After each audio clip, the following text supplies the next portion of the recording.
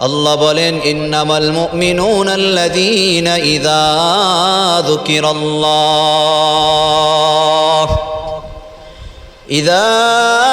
যুকিরাল্লাহু ওয়াজিলাত কুলুবুহুম।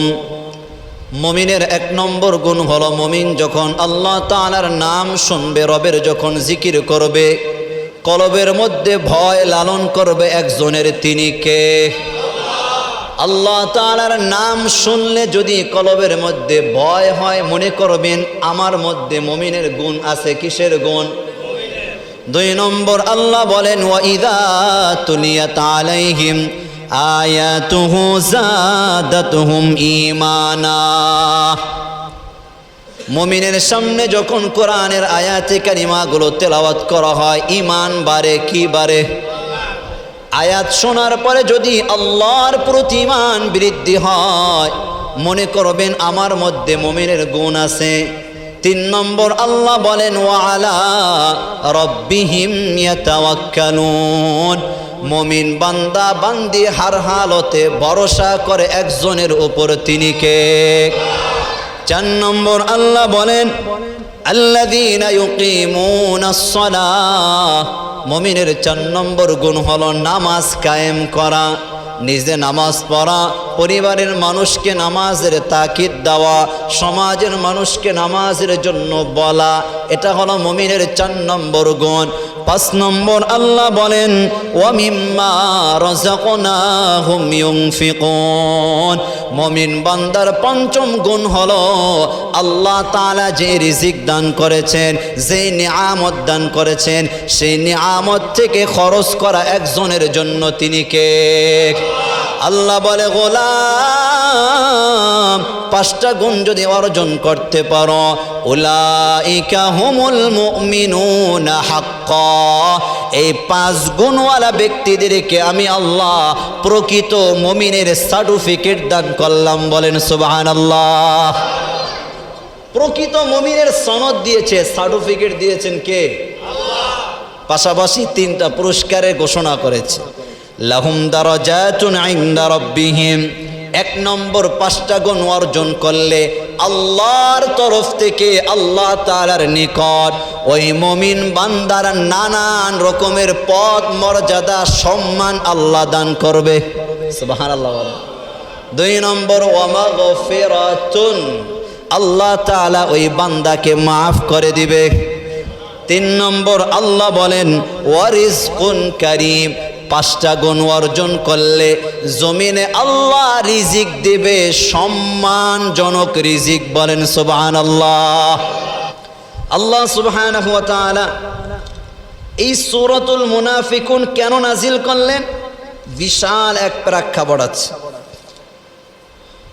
এটা শোনার আগে আমরা সংক্ষিপ্ত আকারে যে আয়াতে কারিমাটা তেলাওয়াত করেছি, এই আয়াতে কারিমার তরজমাটা শুনি। আল্লাহ বলেন ইযা জাআকাল মুনাফিকুনা ক্বালু নাশহাদু ইন্নাকা লারাসূলুল্লাহ। দুনিয়ার মানুষ স্মরণ করো ওই সময়ের কথা। আল্লাহ বলে তার হাবিবকে, হাবিব আপনি স্মরণ করেন ওই সময়ের কথা। রাসূল আমাদেরকে জানিয়ে দিয়েছেন, আমি আপনাদেরকে জানিয়ে দিচ্ছি, ভালো মতো শুনেন। আল্লাহ বলেন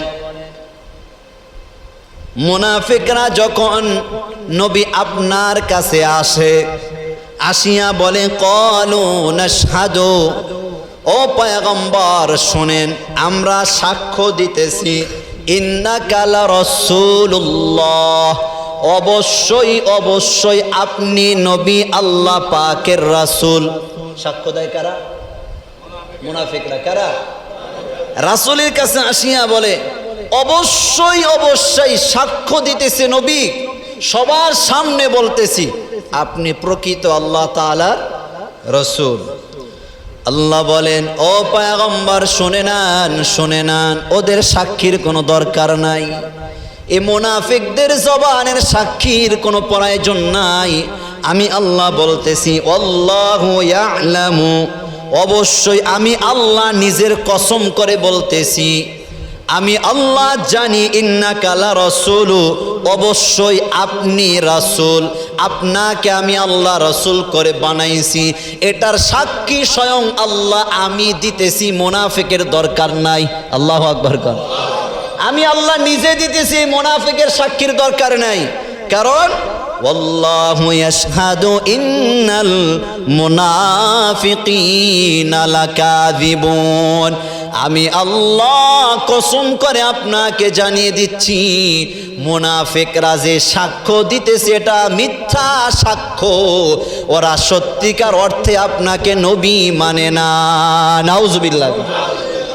সত্যিকার অর্থে এরা মানে না, দাঁড়াইয়া কয় কি মানি, এরপরে কি করে না, মানে না, এরপরে তারা মানে না। এই আয়াতের তরজমা অর্থ বোঝার আগে আমি ভিতরের একটি চমৎকার ওয়াকে আপনাদের সামনে পেশ করব। যে মুনাফিকরা হাজারো অন্যায় করার পরে যখন তাদেরকে বলা হতো وَإِذَا قِيلَ لَهُمْ تَعَالَوْا يَسْتَغْفِرْ لَكُمْ رَسُولُ اللَّهِ لَوَّوْا رُؤُوسَهُمْ وَرَأَيْتَهُمْ يَصُدُّونَ وَهُمْ مُسْتَكْبِرُونَ। যে কথার কথা, মুনাফিকদের কালচার তার মধ্যে প্রকাশ পেয়েছে। বলা হয়েছে ভাই তুমি এখান থেকে ফিরে আসো, রাসূলুল্লাহর কাছে আসো, আল্লাহ নবী তোমার জন্য ইস্তেগফার করবে, দোয়া করবে, তুমি ভালো হয়ে যাও। সে মাথাটাকে ঘুরাইয়া অহংকার বশত সে মুখ ফিরিয়ে নিয়ে তো বলতো আমি অন্যায় করেছি কিনি, আমি কেন যাব, আমি কোনো অন্যায় করি নাই। তাকে ভালো মতো বললো, সে পাল্টা এরকম উত্তর দিত। স্পষ্ট কোরআন আয়াত। এই আয়াতটা নাজিল হয়, মুনাফিকের একজন সর্দার ছিল, লিডার ছিল, খাজরাজ গোত্রের লিডার, মদিনার, নাম হলো আব্দুল্লাহ ইবনে উবাই ইবনে সালুল। কি নাম? উবাই ইবনে সালুল। আপনারা রাগ করেন না, জানানো উদ্দেশ্য আমার, কারণ ইতিহাস কোরআন না জানলে পদে পদে ভুল হয় আমাদের, ঠিক না? কি বলেন, পদে পদে ভুল হয় না? খেয়াল করেন, এই আব্দুল্লাহ ইবনে উবাই ইবনে সালুল রাসূলের পিছনে নামাজ পড়তো। কার পিছনে? বুঝছেন? এই আমার কি লম্বা জুব্বা, এর চাইতেও লম্বা জুব্বা পড়তেন। এমন কি এমনও বর্ণনা পাওয়া যায় মাঝে মাঝে একামত দিতেন। কি করতেন? কেমন মনে করেন মানুষের মাঝে রাসূলের পিছনে একামত দেওয়া সাধারণ কথা? কি বলেন, সাধারণ কথা? বুঝেন, মাঝে মাঝে একামতও দিত, রাসূলের পিছনে নামাজও পড়তো। এই আব্দুল্লাহ ইবনে উবাই ইবনে সালুলের একটা বদগুণ ছিল, কি জানেন? এটা ভালো গুণ না, বদগুণই ধরেন। রাসূল যখন মিম্বারে উঠতেন খুতবা দেওয়ার জন্য, রাসূলের সামনে এসে দাঁড়াইতেন, দাঁড়িয়ে, তখন তো আর মাইক ছিল না, মাইক ছিল? হ্যাঁ, মাইক থাকলে এই জমানায় হয়তো হুজুরের কাছ থেকে মাইকটা চেয়ে নিতেন, তখন তো মাইক ছিল না। রাসূল খুতবা দেওয়ার আগে তিনি একটা ভাষণ দিতেন, প্রায় জুমায় অধিকাংশ সময় একটা ভাষণ দিতেন। এই শোনো, যেহেতু নেতা মানুষ, খাজরাজ গোত্রের নেতা, লিডার, সর্দার, একটা আলাদা পাওয়ার আছে। তিনি দাঁড়ায় বলতে, শোনো, আমি বলতেছি এই মুহাম্মদ প্রকৃত আল্লাহর রাসূল, তোমরা তার কথা শুনবা, তার কথা মানবা, তার অনুসরণ করবা। আমি নিজে বলতেছি তিনি কিন্তু প্রকৃত রাসূল। নেতা মানুষ যখন এমন ভাষণা দিত মুহাম্মদের পক্ষে, দলটা আরো মজবুত হইতো না? কি বলেন, মজবুত হইতো না? যেমন এলাকার কোনো এমপি মন্ত্রী যেখানে আইসা বলে, আমার ব্যাপারে বলে, হুজুরের আলোচনা ঠিক আছে, হুজুর সুন্দর কথা বলে, হুজুরের কথা মানবেন, তা আপনারা আর একটু ভিতর থেকে মহব্বত বাড়াবেন না? এটা স্বাভাবিক, যেহেতু এমপি মন্ত্রী, সে হুজুরকে সাপোর্ট দিয়েছে, আলাদা একটা সুপার পাওয়ার হুজুরের কথার কথা। আল্লাহর রাসূল সাল্লাল্লাহু আলাইহি ওয়াসাল্লামকে যখন ওই লিডার আব্দুল্লাহ ইবনে উবাই ইবনে সালুল যখন বলতেছে, শোনো, আমি বলতেছি মুহাম্মদ আল্লাহর রাসূল, কসম করে বলতেছি, আল্লাহর শপথ, তিনি প্রকৃত আল্লাহর রাসূল। আল্লাহ বলেন, ইত্তাখাযু আইমানাহুম জুন্নাহ, পয়গম্বর তারা এই কসমটাকে ঢাল স্বরূপ ব্যবহার করত। কি স্বরূপ? ঢাল স্বরূপ ব্যবহার করত। আর ফাসাদ্দু আন সাবিলিল্লাহ, আর এই মুনাফিকরা আল্লাহ পাকের রাস্তায় মানুষদেরকে বাধা দিত। বলেন নাউজুবিল্লাহ। এই মুসলমানের কারণ কি?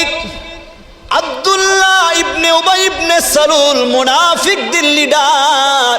উহুদের প্রান্তে মায়ার নবীজি যখন সাহাবায়ে কেরামদেরকে নিয়ে রওনা করেছে উহুদের ময়দানে কোরআন জমিনে কায়েম করার জন্য, খেলাফত কায়েম করার জন্য, জমিনের মধ্যে রাসূলুল্লাহ আল্লাহর বিধান রাসূলুল্লাহর সুন্নাহকে জিন্দা করার জন্য যখন উহুদের ময়দানে সাহাবায়ে কেরামদেরকে নিয়ে রওনা করেছে, রাস্তার মধ্যে আব্দুল্লাহ ইবনে উবাই ইবনে সালুল রাসূলুল্লাহর সাথে উহুদের ময়দানে জিহাদের জন্য বের হয়েছে। কিন্তু রাস্তার মাঝখানে আব্দুল্লাহ ইবনে উবাই ইবনে সালুল এই মুনাফিকের নেতা 300 সাহাবীদেরকে কোন রকম বুঝাইয়া মুহাম্মাদের কাফেলা থেকে পুনরায় ফিরিয়ে নিয়ে এসেছে। বলেন নাউজুবিল্লাহ। এই মুসলমান এই তথ্য রাসূলুল্লাহর কর্ণকুহরের মধ্যে চলে যায়। উহুদের ময়দানে প্রাথমিক মুসলমানদের বিজয় হওয়ার পরেও শেষে কিন্তু পরাজয় বরণ করে মুসলমানরা। আমিরের ইতাআত পরিপূর্ণ না হওয়ার কারণে শেষে কিন্তু মুসলমানরা জয়লাভ করতে পারে নাই। সে উহুদের প্রান্তের পরে এই আব্দুল্লাহ ইবনে উবাই ইবনে সালুল যখন সবার মাঝে প্রকাশিত হয়ে গেল, আব্দুল্লাহ ইবনে উবাই মুনাফিকদের নেতা মুহাম্মাদের সাহাবীদেরকে নিয়ে পিছন দিক থেকে পলায়ন করেছে, মুহাম্মাদের সাহাবীদেরকে যুদ্ধের ময়দানে যেতে দেয় নাই, আল্লাহ তাআলার রাস্তায় বাধা হয়ে দাঁড়িয়ে গিয়েছে। এই তথ্য যখন সকল সাহাবীদের কর্ণকুহরে চলে যায়, এর পরের জুমায় আব্দুল্লাহ ইবনে উবাই ওই মুনাফিক ঠিক রাসূলুল্লাহ মিম্বারে বসার পূর্বে দাঁড়িয়ে বলতেছে, শোনো আমি নেতা বলতেছি মুহাম্মদ সত্য নবী। পরের জুমায় আবার এই কথা বলতেছে, শোনো তোমরা মুহাম্মদকে শুনবা, মুহাম্মদকে মানবা, এই মুহাম্মদ কিন্তু প্রকৃত আল্লাহর রাসূল। এই কথা বলার জন্য যখন দাঁড়াইয়ে বলা শুরু করছে, কয়েকজনে জামা ধরে টেনে তাকে বসিয়ে দিয়েছে। লজ্জায় ঘাড় ওভারটেক করিয়া মসজিদ থেকে বের হয়েছে। আল্লাহু আকবার বলেন। কে নেতা সম্মান বাড়ছে না কমছে? বলেন বাড়ছে না কমছে? লজ্জায় আব্দুল্লাহ ইবনে উবাই যখন সবাই বাঁকা চোখে তাকিয়ে, এই মুনাফিক তোর বাস্তব রূপ প্রকাশ পেয়েছে, এতদিন রাসূলুল্লাহর পিছনে নামাজ পড়েছো, জিহাদের ময়দানে সাহাবীদেরকে নিয়ে তুমি পালিয়ে চলে এসেছো, আবার এখন বলতেছো মুহাম্মদ সত্য নবী। যখন মুনাফিকের গুণটা বদগুণটা প্রকাশিত হয়ে গেল, মসজিদ থেকে বের হয়ে গিয়েছে। বের হওয়ার পরে গেটের মধ্যে কথার কথা, এখন আমি একজনকে বের করে দিলাম, কিছু মুসল্লি আসতেছে না। রাসূল যখন সাহাবীরা এমন ব্যবহার তার সাথে করলো, সে রাগ করে যখন বের হয়ে যায়, গেটের সামনে কয়েকজন সাহাবীর সাথে সাক্ষাৎ। কি ব্যাপার, বের হন। হ্যাঁ, আমি মুহাম্মদের পক্ষে কথা বলেছি, আমি সত্যের পক্ষে কথা বলেছি, আমার সাথে এমন খারাপ ব্যবহারটা কেন করলো? তারা যারা ঢুকতেছে তারা কি কিছু জানে? হ্যাঁ ঠিক আছে, কেন? আমি নাকি সাহাবীদেরকে নিয়ে পলায়ন করেছি জিহাদের ময়দান থেকে, এই জন্য সবাই মিলে আমার সাথে এমন ব্যবহারটা করেছে। সবাই মিলে বলল, তাহলে চলো, তুমি যদি অন্যায় করে না থাকো, ওয়া ইযা কিলা লাহুম তাআলাউ ইয়াস্তাগফির লাকুম রাসূলুল্লাহি লাওয়া রুউসাহুম ওয়া রাআইতাহুম ইয়াসুদ্দুনা ওয়া হুম মুস্তাকবিরুন, তাহলে একটা কাজ করো, তুমি আমাদের সাথে চলো, রাসূলুল্লাহর কাছে গিয়ে তার সামনে উপস্থিত হও, রাসূল তোমার জন্য ইস্তিগফার পাঠ করবে, তোমার জন্য ক্ষমা প্রার্থনা করবে, তুমি আমাদের সাথে চলো। ঘাটটা উঁচু করে বলল, আমি কি অন্যায় করেছি? আমি কেন যাব? মুখ ফিরিয়ে তিনি চলে গেলেন। নাউজুবিল্লাহ কন, আরো জোরে কন নাউজুবিল্লাহ। এমন পণ্ডিত বাংলাদেশে মনে হয় নাই। কি বলেন, আছে? এমন পণ্ডিত আছে না? সেই পণ্ডিতই জমানা কিছুটা হইলো আমরা পার করেছি। কথা কন ঠিক না? পার করেছি। এই যে একটা ওয়াকিয়া কোরআন থেকে বললাম, আয়াত পরে পরে, বলেন তো এমন নেতা, এই আব্দুল্লাহ ইবনে উবাই ইবনে সালুলের মতো এমন নেতা, পাতি নেতা প্রায় মসজিদের ইমামের সামনে করে না? জোরে বলেন, করে না? তাদের মধ্যে আর এই নেতাদের মধ্যে কোনো পার্থক্য আছে? কোনো পার্থক্য আছে?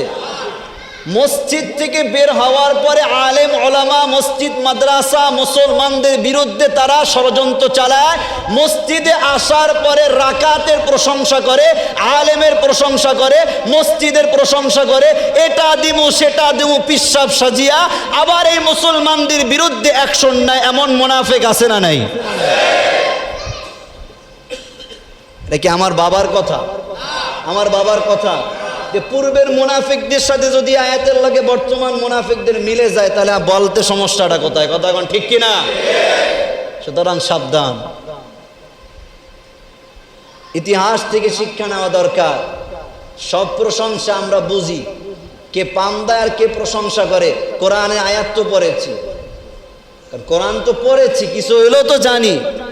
সুতরাং কে যে পাম দেয় আলেমদেরকে আর কে মুখোশধারী মুনাফিক, এটা চেহারা দেখলে তার বক্তব্য শুনলেও কিছুটা আন্দাজ করতে পারে, কিন্তু বলি না, বলার সময় হইলেও সারি না। কথা কোন ঠিক কিনা? সময় পাইলেও সারি না। আল্লাহ তাআলা জাতিকে হেদায়েত দান করুন, বলেন আমিন। এই জন্য প্রশংসা যদি প্রশংসামূলক হয়, উপযুক্ত হয়, তাকে প্রশংসা করা। উপযুক্ত না হলে চুপ থাকা, পাম দেওয়ার নামে মুনাফিকি করলে এক সময় জাতির কাছে সেই মুনাফিক প্রকাশিত হয়। কথা কোন ঠিক কিনা? জাতির সামনে সেই মুনাফিক কি হয়? প্রকাশিত হয়। এই জন্য সাবধান। কোরআনের বিধান, ইন্নাল মুনাফিকিনা ফিদ দারকিল আসফালি মিনান নার, মুনাফিকদের ঠিকানা জাহান্নামের সর্বনিম্ন জায়গায়। নাউজুবিল্লাহ। কোন সর্বনিম্ন জায়গায়? যে আয়াতে কারিমা শুরুতে তেলাওয়াত করেছে, এবার আসল ইতিহাসটা শোনেন। এই আয়াতে কারিমা, এই আয়াতে কারিমা, এই সূরাটা আল্লাহ কেন নাজিল করেছে? এটা মাঝখান থেকে আব্দুল্লাহ ইবনে উবাই ইবনে সালুল একটি জীবনী বললাম আয়াত থেকে। এবার শুরুটা আসেন। এই আয়াতে কারিমা, এই সূরাটা কেন নাজিল হয়? রাসূলুল্লাহর একজন সাহাবী, নাম হলো যায়েদ ইবনে আরকাম রাদিয়াল্লাহু আনহু। ছোট্ট সাহাবী, একেবারে ছোট্ট সাহাবী, বেশি বয়স হয় নাই। সে সাহাবী থেকে একটা হাদিস এসেছে চমৎকার। তিনি বলেন, একবার রাসূলুল্লাহর সাথে আমরা যুদ্ধের ময়দানে বের হয়েছি, জিহাদের ময়দানে বের হয়েছি। যুদ্ধের ময়দানে আমাদের পানির খুব প্রয়োজন হয়। কিসের প্রয়োজন?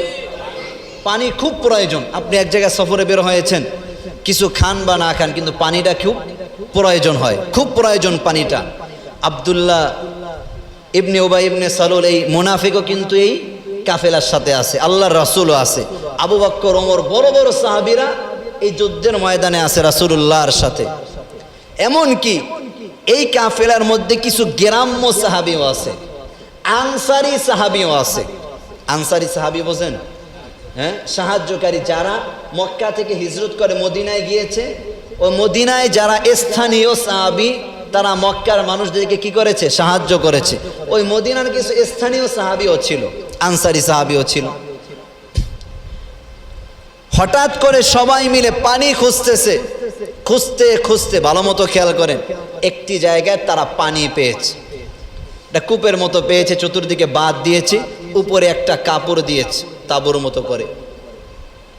সবাই পানি নিতেছে। এমন সময় একজন আনসারি সাহাবী, খাজরাজ গোত্রের একজন আনসারি সাহাবী মদিনার, সে তার একটা উটের লাগাম ধরে নিয়ে এসেছে উটকে পানি পান করানোর জন্য। কিসের জন্য? উটকে পানি পান করার জন্য লাগাম ধরে নিয়ে এসেছে। এমন সময় একজন গ্রাম্য সাহাবী বাধা দিয়েছে, না, পানি পান করাতে দিব না। নিজেদের মধ্যে একটু তর্ক বিতর্ক হয়েছে। এক পর্যায়ে গ্রাম্য সাহাবী একটা পাথর আনিয়া ওই সাহাবীর মাথার উপর নিক্ষেপ করেছে। সঙ্গে সঙ্গে আনসারি সাহাবী কিছুটা আহত হয়েছে। সে এই আহত হওয়ার পরে, যেহেতু সে খাজরাজ গোত্রের সাহাবী, সে সরাসরি গিয়ে নেতা, খাজরাজ গোত্রের নেতা ছিল মুনাফিকদের সর্দার আব্দুল্লাহ ইবনে উবাই ইবনে সালুল, তার কাছে গিয়ে বলল, দেখেন পানি পেলাম, কিন্তু আমার উটকে পানি পান করাতে পারি নাই, উল্টা গ্রাম্য সাধারণ সাহাবী আমার শরীরে আঘাত করেছে, আমার শরীরের মধ্যে সে আঘাত করেছে। এই কথা বলা মাত্র দেখেন ওই কাফেলায় কিন্তু রাসূলও ছিল, অন্য অন্য সাহাবীরাও ছিল, হয়তো কিছুটা দূরে ছিল তারা, যেহেতু বড় কাফেলা। এমন সময় আব্দুল্লাহ ইবনে উবাই ইবনে সালুলের কাছে যখন এই মেসেজটি চলে যায়, মেসেজটি যাওয়ার পরে আব্দুল্লাহ ইবনে উবাই ইবনে সালুল তিনটা কথা বলেছে, যে তিনটা কথা মুনাফিকদের বৈশিষ্ট্য। নাউজুবিল্লাহ বলেন। কাদের বৈশিষ্ট্য? আপনাদের তবিয়ত এত ভিন্ন, একজন একটা কাজ করতেছে সবাক করে চাই থাকে, করুক না, একটা সমস্যা হয়েছে করুক।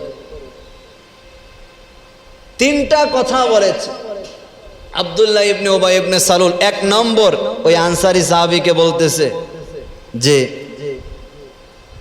কুকুরকে আশ্রয় দিয়া বড় করেছো, সেই কুকুর পাল্টা কামড় দিতেছে। নাউজুবিল্লাহ কোন গ্রাম্য সাহাবীদেরকে রাসূল মক্কা থেকে মদিনা এসেছে, তাদেরকে তুলনা করছে কিসের সাথে? জোরে বলেন কিসের সাথে?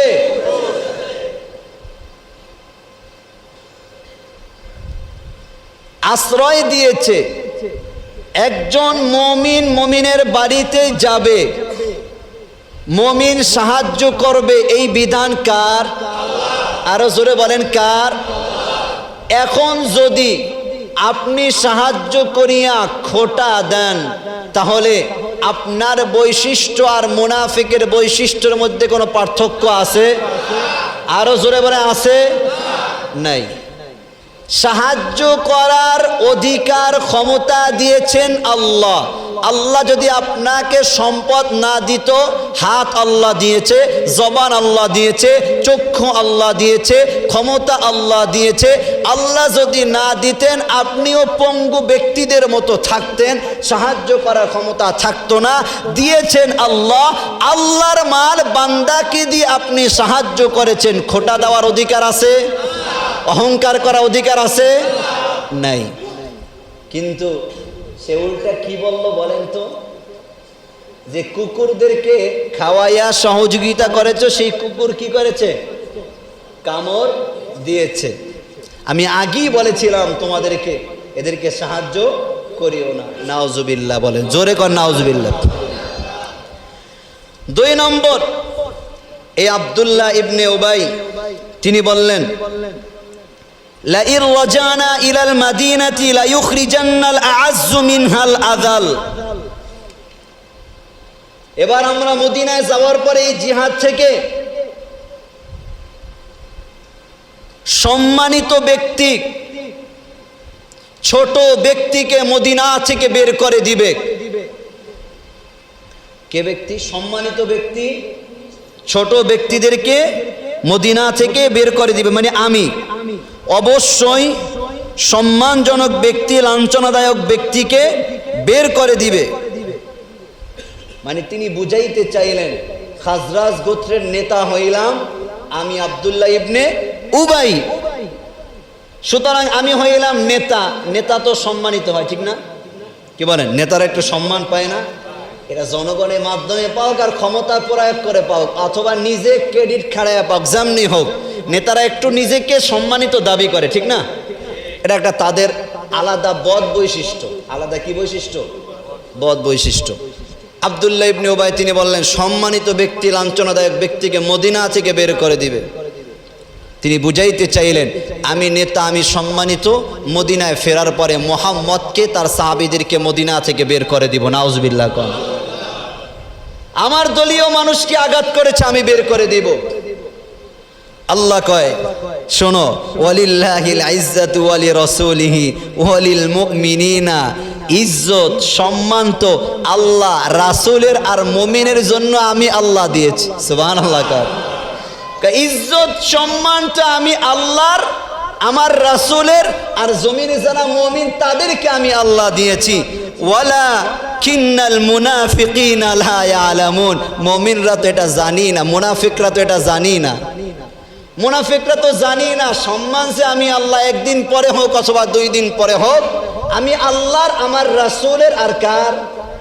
মুমিনের। কার?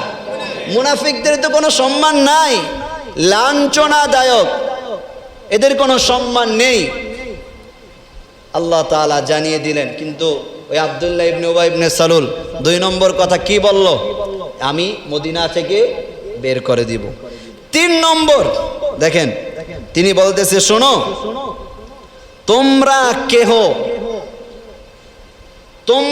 কেহ মুহাম্মদ যখন খাবার খেতে বয় তার সামনে খাবার দিবা না যদি তার সাথে কোনো গরিব সাহাবী, গ্রাম্য সাহাবী বসে, তাহলে তাকে খাবার দিবা না। নাউজুবিল্লাহ। মানে হলো মুহাম্মদকে দিব ভালো সাজার জন্য, ওই গ্রাম্য গরিব সাহাবীদেরকে কোনো খাবার দিব না। আর গরিব সাহাবীরা তারা জানতো কোথাও খাবার না পেলে যদি রাসূলুল্লাহর কাছে থাকি, একটি খেজুরও যদি রাসূলুল্লাহর কাছে আসে, ওখানে যদি 100 সাহাবী থাকে, রাসূল সবাইকে নিয়ে খাবে, একা খাবে, এটা তাদের বিশ্বাস ছিল। কিন্তু ওই মুনাফিক বলে দিল, সাবধান, এই সাহাবীদেরকে কোনো কি দিবা না? খাবার দিবা না। আর শোনো, 4 নম্বর, তোমরা এই মুহাম্মদ তার সাহাবীকে কোনো সম্পদ দিবা না, আজকের পর থেকে কোনো খরচ করবা না, তাদের জন্য কোনো অর্থ ব্যয় করবা না। নাউজুবিল্লাহ কনজরে। এই 4টা তথ্য যেখানে বসিয়া ওই আনসারী সাহাবী তার কাছে গিয়ে বললেন, এর পাশেই ছিল রাসূলুল্লাহ একজন ছোট্ট সাহাবী যায়েদ ইবনে আরকাম রাদিয়াল্লাহু আনহু। সব কথা শুনিয়া তিনি আল্লাহ তাআলার পয়গম্বরের কাছে গিয়ে বললেন, পয়গম্বর শুনেন, এই কাফের, এই মুনাফিক আপনার পিছনে নামাজ পড়ে, বড় জুব্বা পরে আমাদের সাথে জিহাদের ময়দানে এসেছে। এই আব্দুল্লাহ ইবনে উবাই, তিনি আমাদেরকে কুকুরের সাথে তুলনা করেছে, সে নাকি আমাদের সাহায্য করিয়া কাল সাপ পেলেছে। বলেন নাউজুবিল্লাহ। বলেন তো, আজকে জমিনের মধ্যে এক শ্রেণীর মানুষ তারা মাঝে মাঝে স্লোগান দেয়, হুজুরদেরকে আমরা কি না দিছি। এদেশের আলেম ওলামা, এদেশের সাধারণ মানুষ, তারা তাদের অধিকার চেয়েছে। কিছু অধিকার তোরা দিয়েছস, কিছু অধিকার দিয়েছো, বাকিটা দাও নাই। তারা তাদের অধিকার চেয়ে অধিকার পেয়েছে, এটাকে নিয়ে অহংকার করা, খোঁটা দেওয়ার অধিকার তোমাদের নাই। খোঁটা দিলে তোমাদের ঠিকানা মুনাফিকদের কাতারে। কথা কোন ঠিক কিনা?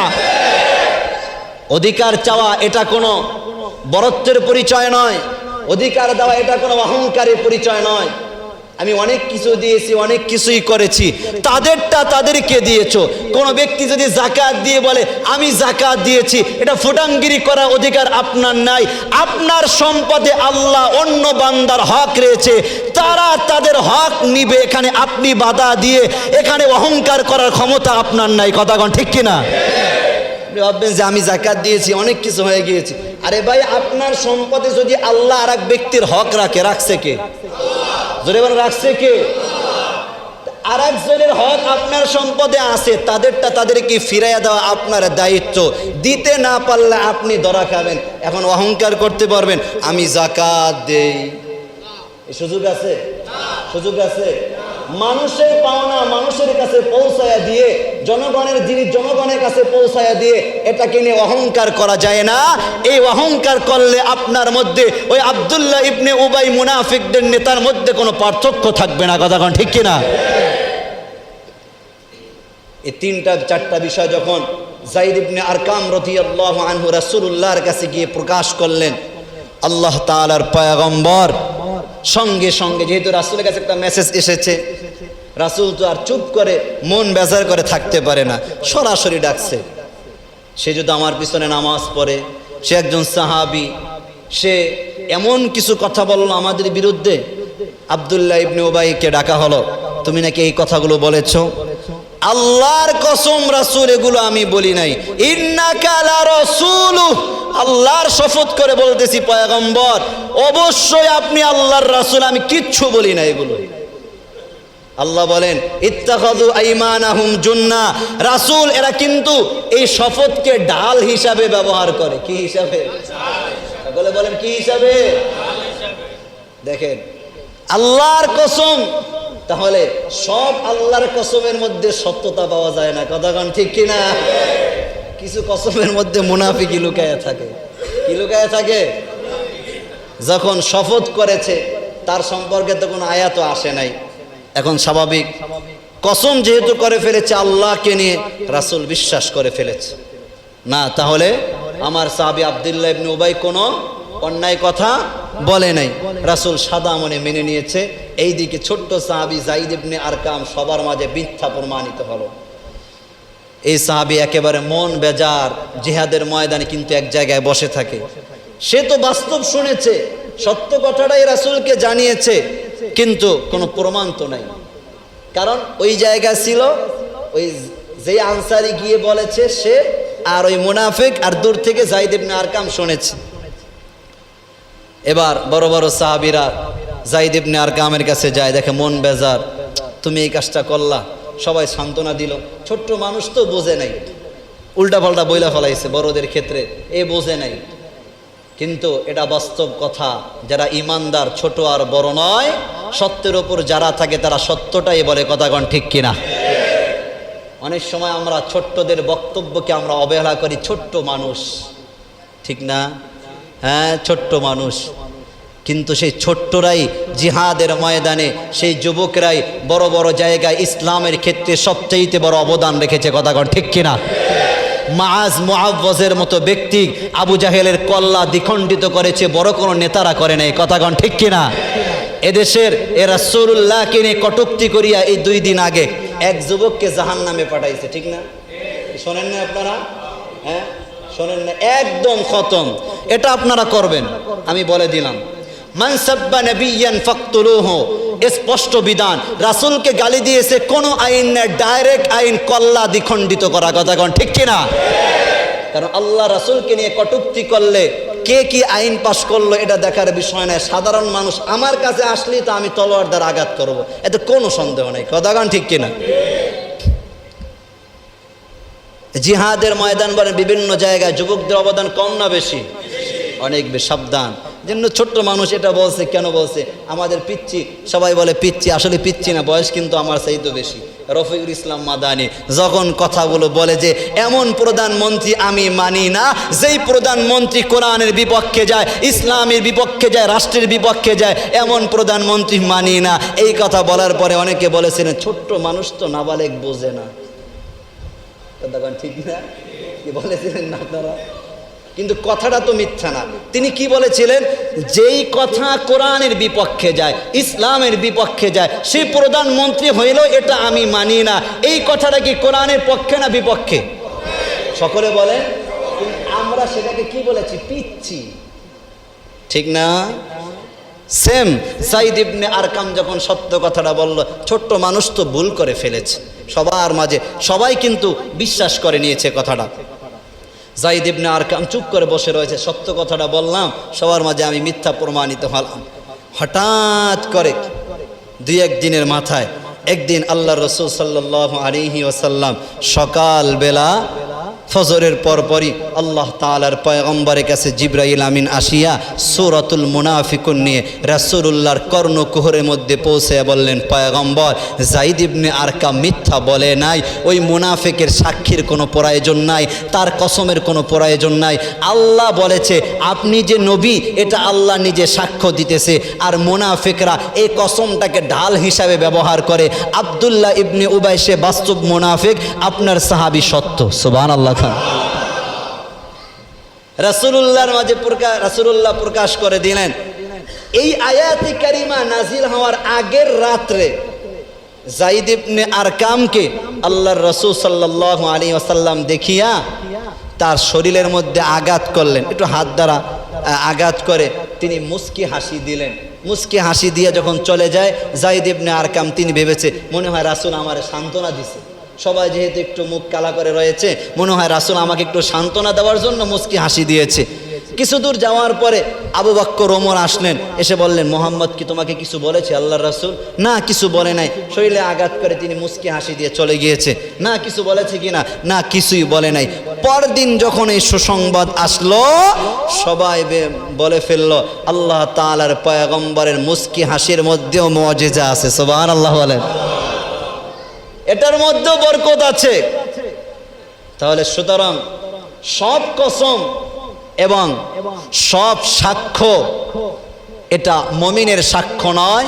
কিছু সাক্ষ্য আর কিছু কসম করার মধ্যে মুনাফিকের বৈশিষ্ট্য পাওয়া যায়। কথা কোন ঠিক কিনা?